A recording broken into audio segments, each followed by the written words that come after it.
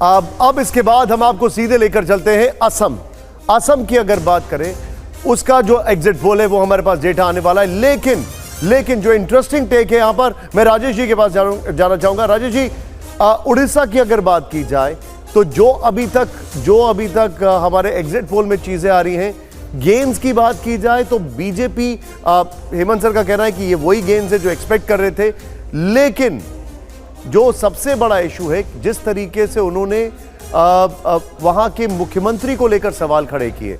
क्या ये उसका डायरेक्ट रिफ्लेक्शन यहां पर है या स्टेट इलेक्शंस में?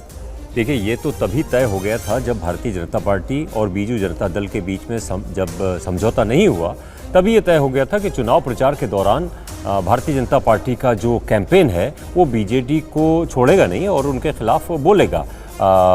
उसी लाइन पर चलते हुए इंडिपेंडेंटली, देखिए, जहाँ जहाँ बीजेपी गई है वहाँ वो बरगद की तरह फैली है और उसकी जो सहयोगी पार्टियां हैं वो नीचे घास की तरह वो पैदा बढ़ नहीं पाई हैं। और इसका पहले उनको लगता था कि बीजेपी जो है वो हम पर निर्भर है, लेकिन बाद में वो बीजेपी पर निर्भर हो गई। अभी जब ये गठबंधन टूटा है उड़ीसा में, उसके बाद ये जिस तरह से तीखा हमला प्रधानमंत्री मोदी ने किया उनके मुख्यमंत्री के स्वास्थ्य को लेके, नवीन पटनायक के स्वास्थ्य को लेकर के,